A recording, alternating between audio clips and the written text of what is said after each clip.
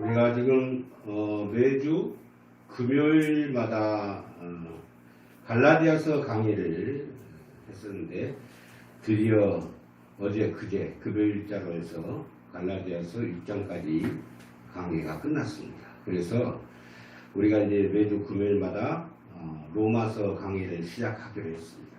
그래서 오늘은 세밀하게 로마서 강의를 부분들이 이 강의를 하는데 이 관점들이 여러 가지 관점들이 나오게 되어 있어요.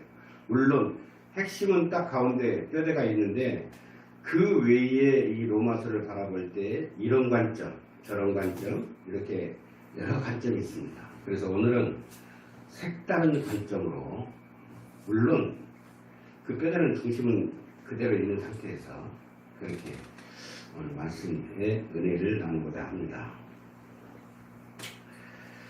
어느 선교사가 묵고 있는 여관에 어떤 사람이 찾아왔어요. 낯선 사람이. 그런데 그 사람이 찾아오자마자 세례를 받고자 원했던 것이에요. 그래서 이 선교사는 세례를 주기 전에 그에게 물어봤습니다. 어떻게 해서 예수를 믿게 되었습니까? 했어요. 그랬더니 이 청년이, 이 사람이 이렇게 말해요. 자기 밭이 철길가에가 있는데 그 밭에서 일을 하고 있는데 갑자기 뭐가 푹 날아오더라는 거예요. 근데 자기 발 앞에 툭 떨어졌대요, 그것이. 그런데 그것이 뭔고 봤더니 성경책이었다는 거예요. 갑자기 기차가 지나가고 있는데 날아와서 발 앞에 툭 떨어지는데 그걸 주워보니까 성경책이었다. 그래서 성경책을 부지런히 읽었대요. 그런데 그 안에 들어보니까 이 성경책을 통해서 예수님을 믿게 된 거예요. 말씀을 읽다 보니까. 그런데 자신에게 세례를 줄 사람이 없는 거예요. 그래서 마침 선교사님이 이 자기 마을 여관에 오셨다는 이야기를 듣고 그래서 찾아왔다. 이런 고백을 하더라는 것이죠. 이 성경책은 그 선교사님이 그 열차 안에서 어떤 사람에게 복음을 전하면서 전해주는데 이 사람은 어떻게 했어요? 거부를 해버린 거예요. 아주. 복음을 전했는데 예수를 믿어야 삽니다. 구원 받습니다. 이렇게 이야기했는데 강력하게 거부를 하면서 이 성경책을 펴받고 던져버렸어요. 근데 이때 이 성경책이 이 사람에게 떨어진 거예요. 그래서 이 성경책을 가지고 보고 은혜를 받은 이 사람 앞에서 뭐라 했냐면 성경책을 창밖으로 던지는 것도 자유고, 그렇죠? 복음을 전하는데 거부하는 것도 자유예요. 성경책을 창밖으로 던지는 것도 자유고, 그리고 그 책을 주어서 읽는 것도 자유다. 그러나 오늘 우리는 빛으로 오신 주님을 영접하는 쪽을 택하고 이렇게 믿음의 자리에 나왔다. 그 청년에게 당신은 이렇게 믿음의 자리로 나왔습니다. 우리도 마찬가지로 어떻게 해요? 지금 세상 속에서 사는 사람들은 자기 마음대로 사는 건 다 자유예요. 그러나 우리는 어떻게 했어요? 빛으로 오신 주님을 택하고 이렇게 주님을 영접하고 이렇게 믿음의 자리로 나오셨다는 것입니다. 그렇다면 오늘 말씀을 주신 하나님께 감사하고 그 뜻대로 살아야 할 것입니다. 그래야 하나님의 뜻대로 새로운 인생을 살 수 있는 것입니다. 그렇지 않으면 우리가 예수를 믿되 확신이나 믿음의 열정이 없는 어정쩡한 신앙생활을 하게 되는 것입니다. 그러면 결코 빛된 삶을 살 수가 없습니다. 우리 성 어거스틴이라고 부르는 그 어거스틴은 젊은 날에 정말 방탕하였어요. 술을 마시고 여자를 좋아하고 음란하고 그리고 친구들을 좋아하고 노름을 좋아하고 그렇게 어머니 모네카가 그렇게 자기를 위해서 기도하고 예수를 믿어야 산다 이렇게 말을 했음에도 불구하고 끝까지 거부했어요. 끝까지 거부했는데 나중에 이 모네카가 죽은 후에 이 어거스틴이 돌아왔을 때 참회록에 보면은 어머님이 끝까지 나를 위해서 기도했기 때문에 하나님의 은혜로 내가 다시 하나님을 믿게 되었다 이렇게 고백을 합니다. 어머니 된 사람들이요. 자기 자식을 끝까지 자기 가슴에 끌어안고 자기가 천국 갈 수는 없어요. 그러나 천국을 가기는 본인은 분명히 가야 되잖아요. 그러니까 예수님을 믿기 때문에 천국 가겠죠. 그러나 이 땅에 남겨진 자식들은 누구에게 맡겨야 돼요? 하나님께 맡겨야 돼요. 모니카가 얼마나 자식을 위해 기도했겠습니까? 그런데 자식은 안 돌아온 거예요. 자기 살아생전에 저희가 하나님 앞에 진짜 하나님의 사람이 되어서 그렇게 살고 있는 것을 보고 싶지만 안 보여주는 거예요. 그렇다고 실망할 필요 없어요. 남겨진 자는 남겨진 자의 또 몫이 있는 거예요. 하나님이 그를 끝까지 책임지 어머니의 기도 때문에 책임지시는 거예요. 그러니까 믿고 자식은 하나님께, 그리고 나는 열심히 충성스럽게 신앙생활 하다가 하나님 나라에 가면 그 자식은 누가 책임진다? 하나님이 책임지니까 자식을 걱정하지 마라. 그냥 자식 걱정하지 마라. 나는 자식은 하나님께 맡기고 나는 천국 가겠다. 그런 신앙을 하시기 바랍니다. 갑자기 웬 말이냐 알아듣는 사람은 알아듣고 갑자기 뜬금없는 말이라고 하는 사람은 뜬금없는 말일 수도 있습니다. 성경이 우리에게 주시는 말씀대로 살려는 노력이 없으면 말씀은 우리에게서 역사를 하지 못하게 되어 있습니다. 말씀을 받는 그 은혜를 늘 기억하면서 살아가는 여러분들이 되시기를 축복합니다. 우리에게 하나님이 던져주신 그 성경 말씀이 오늘 이곳에 있습니다. 자, 오늘 이제 말씀을 받아보겠습니다. 오늘 말씀, 본문 말씀에 주목해야 할 그 한 단어가 있는데 뭐가 가장 많이 나왔어요? 핵심적인 단어가 뭐인 것 같아요? 부르심을 받는 자. 오늘 말씀의 제목이 뭡니까? 부르심을 받고 보내심을 받는 자. 그렇습니다. 그런데 오늘 본문에 보니까 무슨 말씀이 가장 그 포인트가 있냐면 부르심을 받는 자라는 단어입니다. 사도 바울은 로마 교인들을 향해서 먼저 1절에 사도로 부르심을 받았다.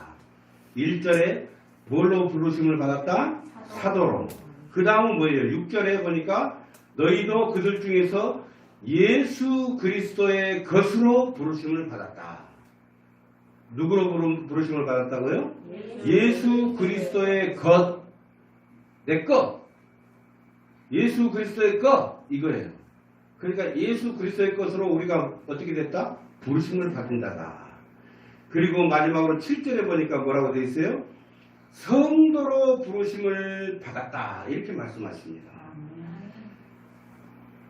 부르심을 받았다라는 그 말을 헬라어로 하면 에클레시아라고 합니다. 에클레시아.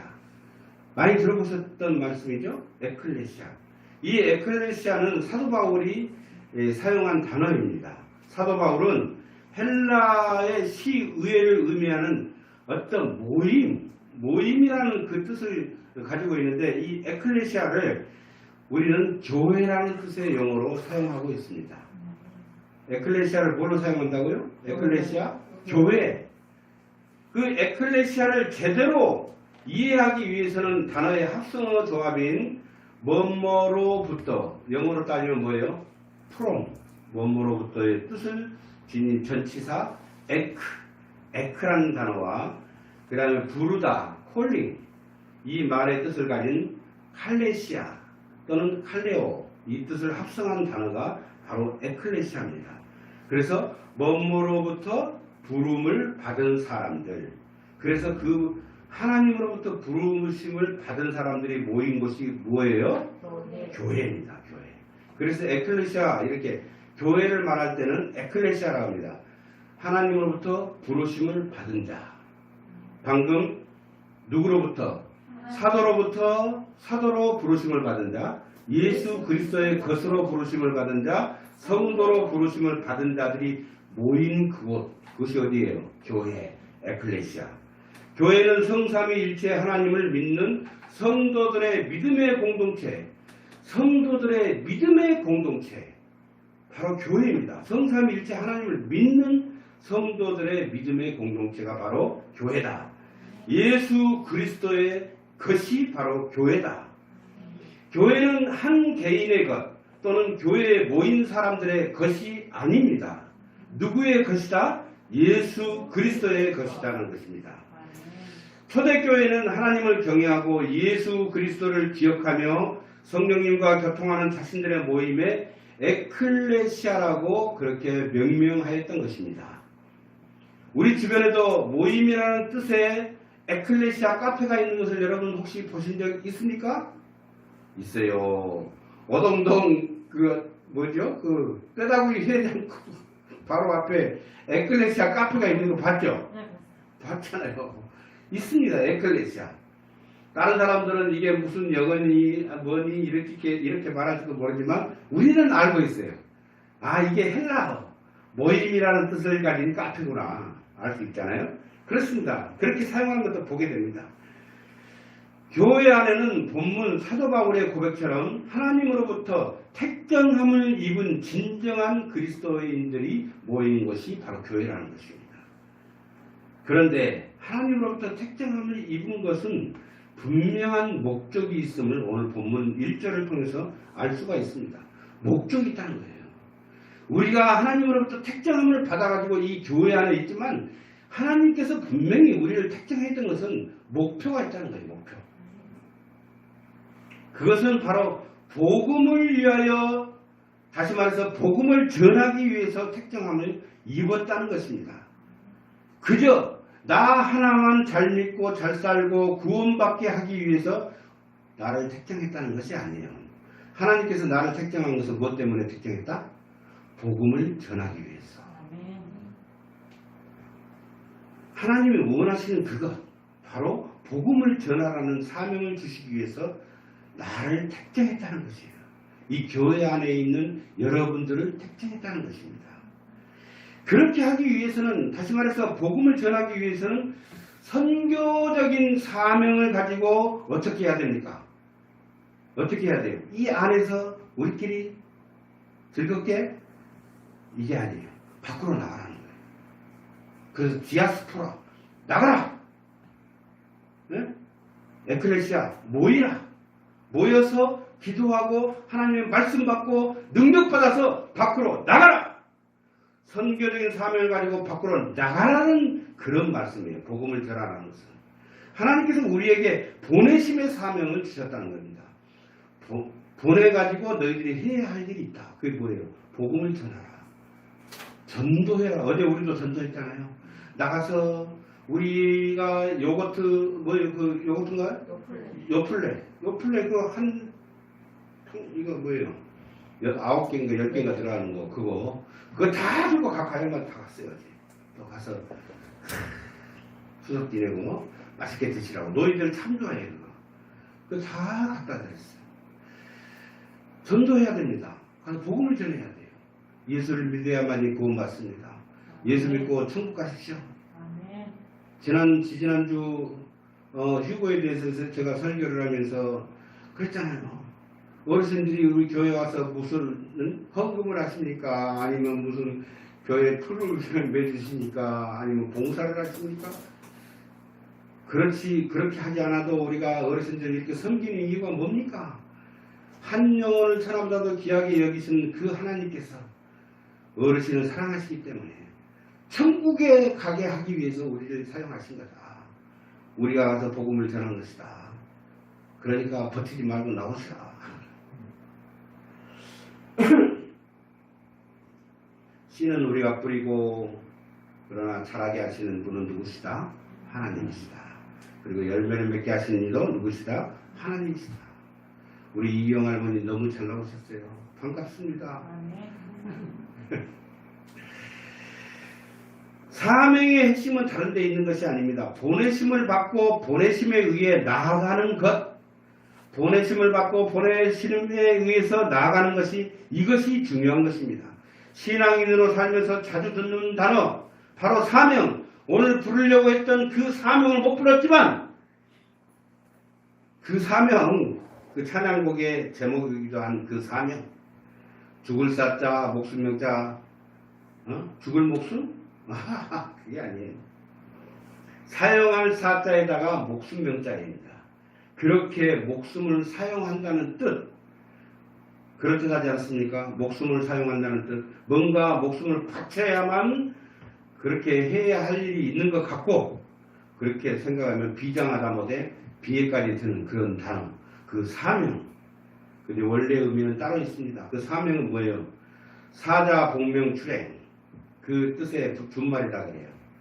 사자가 명을 받들어서 나간다, 이런 뜻이 돼요. 옛날 황제가 온 나라에 조서를 내리면 그 사자들은 어떻게 합니까? 황제의 일에 사용하는 그 준말을 타고 사방으로 달려가서 그 조서를 전달했다는 그 사명, 그게 바로 사명이라는 것이죠. 그 당시에 그 사명을 전하기 위해서 수많은 사람들이 만약에 그 사명을 제대로 전하지 못하면 수많은 사람들의 목숨이 왔다 갔다 할 정도로 중대한 일들을 수행하는 일들이 바로 사명이었다고 해요. 여러분, 마라톤에 대해서 여러분 잘 아시지 않습니까? 아테네의 전령 페이디에스라는 그 사람이 마라톤 지역에서 벌어진 그 페르시아군과, 여러분 이게 역사예요, 역사. 페르시아군과 어떻게 해요? 그 아테네군이 전투를 했는데 누가 이겼어요? 아테네가 이긴 거예요. 페르시아가 그때 그 일로 인해서 결국은 그 강대한 그 페르시아가 결국은 알렉산더에게 넘어가 버렸잖아요. 죽었어요. 넘어갔어요. 그 패망해버린 거예요. 그 일로 인해 가지고. 어마어마한 대군을 끌고 온 그 페르시아를 결국은 소수 인원인 300 그 용사, 그 소수 인원들이 가가지고 결국은 페르시아를 멸망시켜버린 거예요. 이겨버린 거예요, 전쟁에서. 그래서 승리했다는 그 소식을 본국에 전하고자 사력을 다해서 목숨을 걸고 먼 길을 달렸고, 그 소식을 전한 후에 어떻게 했어요? 그가 죽었다고 해요. 숨을 거뒀대요. 그 페이디피데스라는 이 사람은 아테네 사람들이 승전보를 듣고 환호하는 모습을 보고 싶은 뜨거운 열망이 분명히 있었을 것입니다. 하지만 그를 달리게 한 그 1차적인 동력이 뭐냐? 그가 맡은 바 직분, 바로 전령이었다는 거예요. 전령이었기 때문에 가서 소식을 전하라. 그 명령이 그를 달리게 하였다는 것입니다. 그렇습니다. 사명의 핵심은 다른 데 있는 것이 아닙니다. 보내심을 받고 보내심에 의해서 나아가는 것, 이것이 가장 중요하다는 것이죠. 우리가 보내심을 받았고 그 보내심에 의해서 나가는 것이 바로 중요한 것이다. 사명. 개역 한글판 성경에 딱 한 번 사명이라는 그 번역된 헬라어 디아코니아. 여러분 들어봤잖아요. 디아코니아. 그 말에도 심부름하다. 그리고 심부름꾼이다. 또는 직분자. 이런 뜻이 담겨되어 있습니다. 사명은 보내심을 받고 나아가는 것이요. 사명자는 보내심을 받고 나아가는 사람이라는 것입니다. 그러므로 부르심을 입은 교회 안에서 성도들의 직분, 다시 말해서 집사, 권사, 장로의 직분이 바로 뭐다? 보내심을 받은 사명자다. 그래서 내가 집사요, 권사요, 장로요, 이 직분 그냥 교회 좀 다녔으니까 주는 게 아니다는 거예요. 어떤 연유로 주는 것이다. 하나님이 사람이 주는 게 아니라 하나님이 주는 걸 여러분이 인정하시잖아요. 그죠? 근데 어째서 하나님이 주셨다? 네? 하나님이 보내심을 받은 자에게 주신 그 사명, 그것이 바로 그 사명자인 직분자, 집사, 권사, 장로에게 주신 것이라는 것이죠. 우리 주님 예수 그리스도도 바로 보내심을 받은 자입니다. 보내심을 받고 나아간 분이라는 것이죠. 그는 자신을 보내신 분이 있었다는 것을 유난히 강조하셨어요. 말씀 중에서. 요한복음 3장 17절 하나님이 그 아들을 세상에 보내신 것은, 이렇게 말로 시작합니다. 또 요한복음 4장 34절에 나의 양식은 나를 보내신 이의 뜻을 행하여, 이렇게 또 나와 있습니다. 그리고 요한복음 5장 24절에 내 말을 듣고 또 나 보내신 이를 믿는 자는, 누가 있다는 것을 이야기하죠. 누가 있다고? 보내신 자가 있다. 보내신 분이 계시다. 요한복음 6장 39절에 나를 보내신 이의 뜻을 행하려 함이니라. 우리가 보내심을 받는 것은 어떻게 하기 위해서 보내심을 받았다? 나를 보내신 이의 뜻을 행하기 위해서 보내심을 받았다는 거예요. 그래서 우리는 사명자, 직분자는 하나님이 나를 통해서 보내심을 우리에게 보내시는 그 일을 명하셨고 우리는 나가서 보내신 그 뜻을 행하기 위해서 나간다는 것입니다. 예수님은 자기를 보내신 아버지의 명령이 영생이라 하셨고 자신은 아버지가 말씀하신 것을 그대로 이룰 뿐이라고 말씀하셨습니다. 그런 그가 우리에게 또 말씀하십니다. 아버지께서 나를 보내신 것 같이 나도 너희를 보내노라. 우리는 예수님께 파송된 사람들이에요. 보냄을 받은 자들이에요. 사명자들이고 직분자들인 것입니다. 예수님께서 분명히 말씀하셨어요. 아버지께서 나를 보내신 예수님을 보내신 것처럼 나도 너희를 세상에 보내노라. 그렇게 명령하셨습니다. 성령을 받으라. 승천하신 그날에도 그는 예수님은 다시 강조하셨어요. 뭐라고요? 사도행전 1장 8절에 뭐라고 되어 있습니까? 오직 성령이 너희에게 임하시면 너희가 권능을 받고 예루살렘과 온 유대와 사마리아와 땅끝까지 이르러 내 증인이 되리라. 이렇게 말씀하셨어요. 2000년이 흐른 지금 우리는 주님의 약속대로 성령을 받았고 진리를 깨달았으며 이적을 지금 체험하고 있습니다. 그러나 우리 하나님께서는 우리에게 이렇게 질문하십니다. 너는 사명자인가? 부담스럽게 느껴지는 이 질문, 다시 한번 그 질문 앞에 서보시기 바랍니다. 당신은 보내심을 받은 사명자입니까? 아멘. 아멘이라고 답할 수 있는 그분은 진짜 하나님의 그리스도인이에요. 근데 교회 안에 아까 이야기했죠. 성삼위 하나님을 믿는 자들이 모인 그곳이 어디라고요? 교회인데 바로 하나님으로부터 보내심을 받은 자들이 모인 부르심을 받고 보내심을 받은 자들이 모인 그곳이 바로 어디다? 교회인데 교회 안에 그런 사람들이 많지가 않다는 거예요. 성도라고 말을 하는데 내가 그리스도의 것이라고 말을 하는데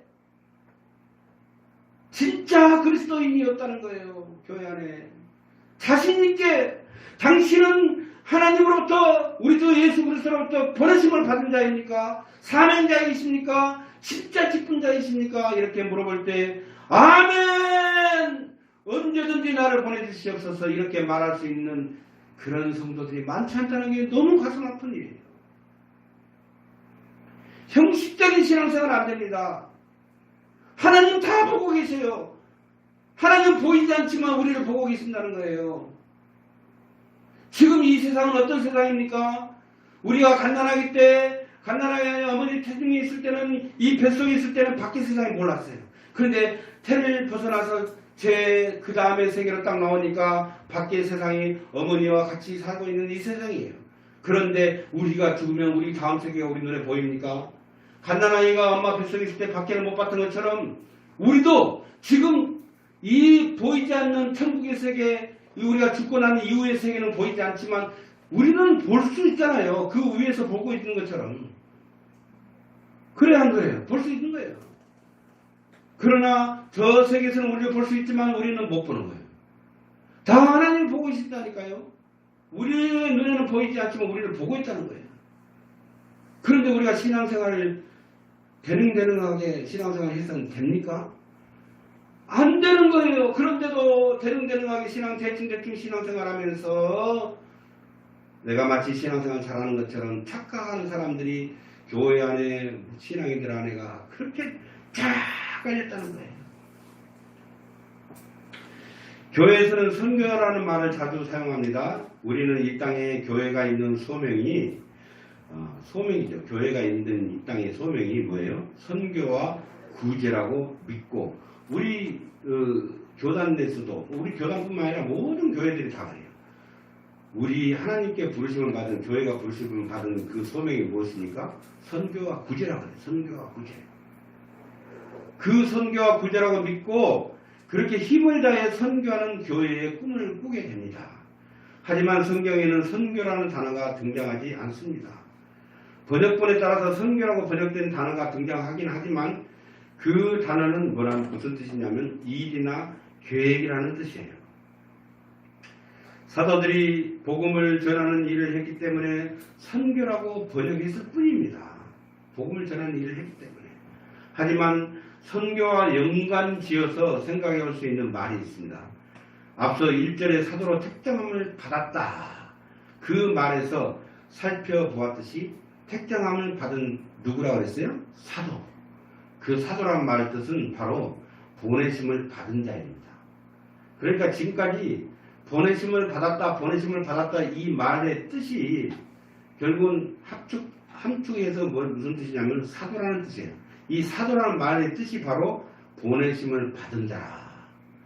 그 뜻이에요. 예수님의 제자들을 사도라 부르면 사도를 뜻하는 헬라어 아포스톨로스라는 그 뜻이에요. 헬라어 아포스톨로스. 이 말 뜻이 뭐냐면 바로 보낸다, 파견한다 의미의 동사 아포스텔로에서 유행했다고 합니다. 다시 말해서 사도란 보냄을 받은 사람들을 말합니다. 그러나 아무런 뜻도 목적도 없이 보냄을 받아서 가는 사람을 사도라고 하지 않습니다. 그냥 아무 뜻도 없이 보냄을 받은 자가 가서 그냥 네 하고 싶은 대로 해. 이런 사람을 사도라고 말하지 않는다는 것이죠. 사도라는 것은 보내는 이의 메시지를 품고 가서 전하는 사람을 바로 사도라고 일컫는 것입니다. 성경은 예수 그리스도를 믿는 사람들, 다시 말해서 부르심을 입은 자들은 보내심을 받은 자로 선교적 삶을 살아가야 한다는 것입니다. 아까 부르심을 받았다는 것은 뭐라고 했어요? 에클레시아 부르심을 입은 자들이 이제 어떻게 해요? 보내심을 받은 자 아포스톨로스의 사명을 받았다는 것입니다. 그래서 그 보내심을 받은 자들은 선교적 삶을 살아가야 한다. 우리는 선교라는 단어를 떠올릴 때 아프리카 오지에서 복음을 전하기 위해서 일하는 선교사님들을 떠올릴 때가 있습니다. 그렇죠? 선교 그러면 어떤 생각이 들어요?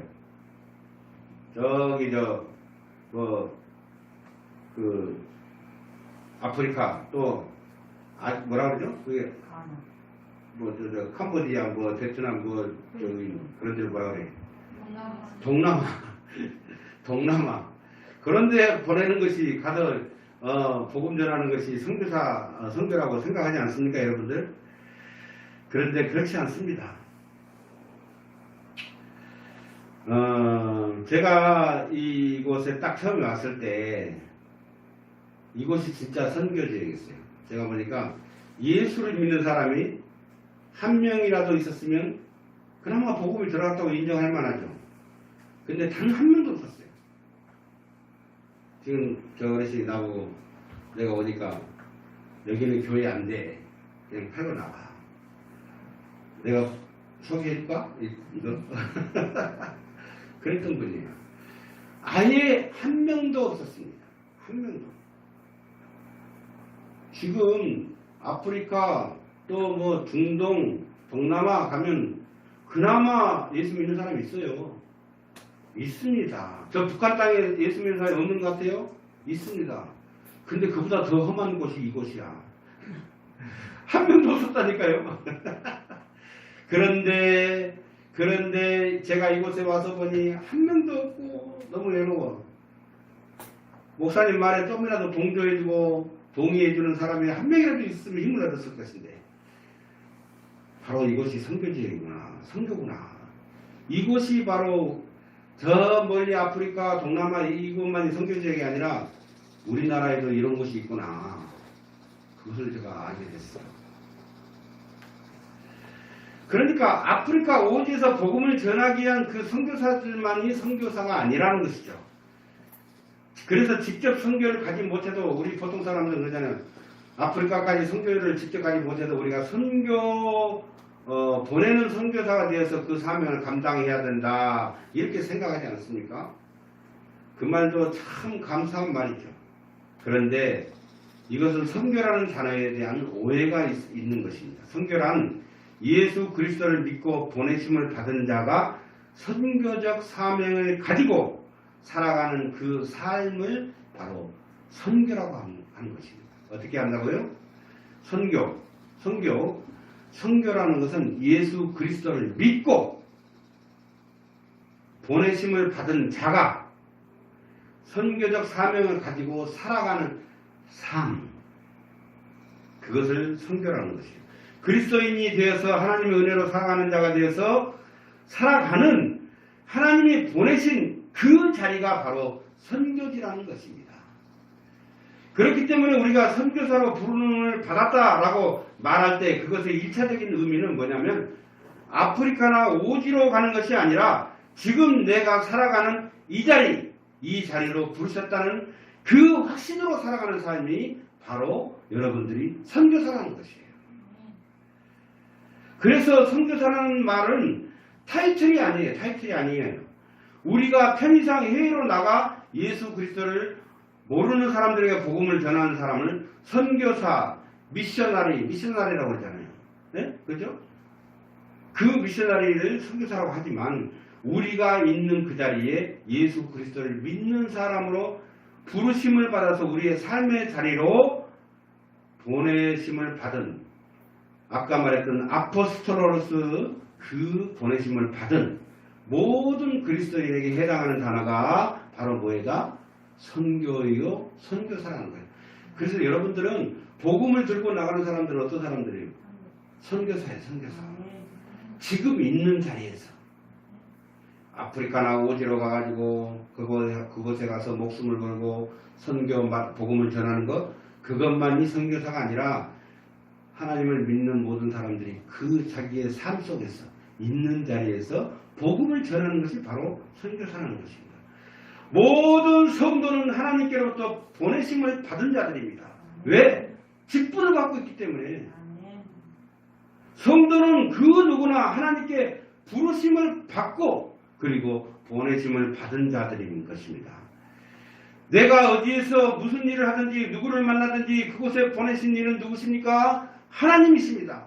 오늘 내가 이 자리에 있게 되면 하나님의 뜻이 있어서 하나님이 파송한 선교사요 사명을 받은 일꾼으로 서 있는 것입니다.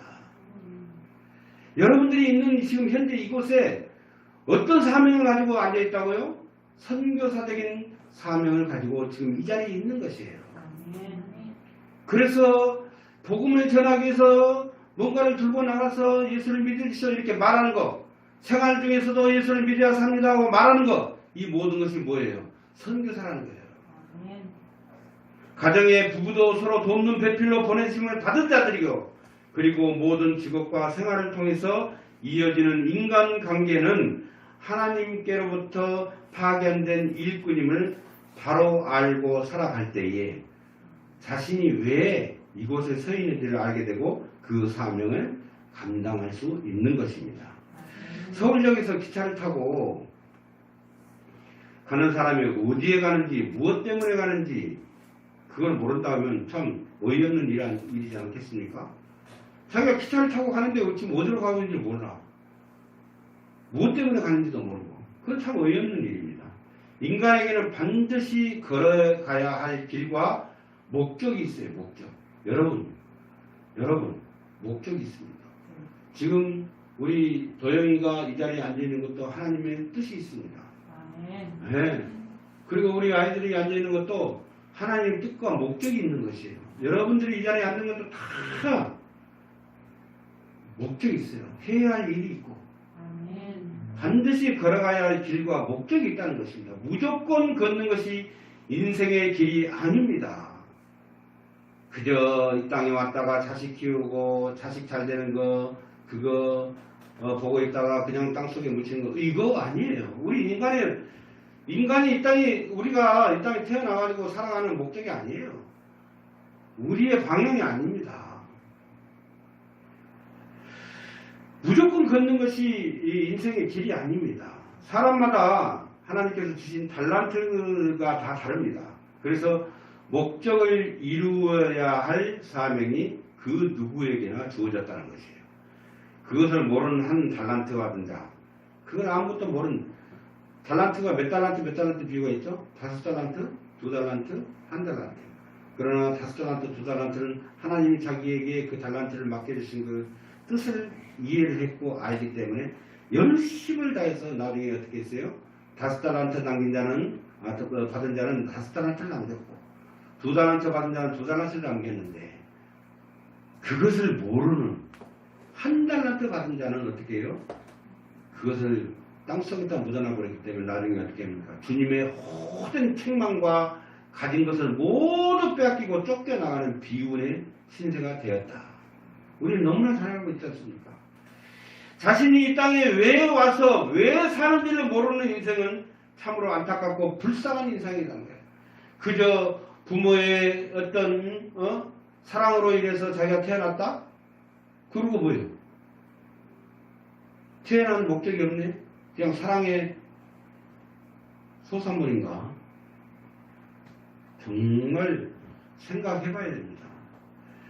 자신이 왜 이 땅에 왜 왔는지 왜 사는지를 모르는 인생 참으로 안타깝고 불쌍한 인생들이라는 것입니다. 그래서 우리는 불쌍한 인생들을 그냥 보고 넘어갈 수가 없어요. 이 마을에 참 불쌍한 분들이 너무 많아요. 그죠? 이곳에 내 백성이 있다. 사도행전 18장 10절에 이곳에 내 백성이 있다. 그 말씀을 응답으로 받고 우리가 이곳에 왔습니다. 이곳에 하나님의 백성이 있어요. 자신들이 어떻게 태어났고 이 땅에 왜 와서 왜 사는지를 모르는 사람들이 너무나 많습니다. 오늘 나를 어디로 보내셔서 누구를 만나든지 보내신 이의 메시지를 전달해야 할 의무가 우리에게 있다는 것입니다. 우리는 보내심을 받은 자들입니다. 여러분이 이 강원도 산골 오지에 하나님을 모르는 곳에 오셔서 복음을 전하고 세상의 빛된 교회의 직분자가 되신 것은 바로 하나님으로부터 보냄을 받은 선교사와 같다는 것입니다. 사랑하는 성도 여러분, 지금 우리가 살아가는 가정, 직장, 그리고 이 교회가 선교지라고 생각한다면 우리의 삶의 많은 부분이 변할 것입니다. 아무런 의미 없이 그저 왔다가 교회 예배드리고 가는 것이 아니라 하나님의 뜻을 이해하고 분명히 알게 되면 여러분들의 삶이 정말 많은 부분이 변하게 될 것이라는 것입니다. 선교지에 가서 환경 때문에 불평하거나 사람을 원망하는 사람은 없습니다. 없어요.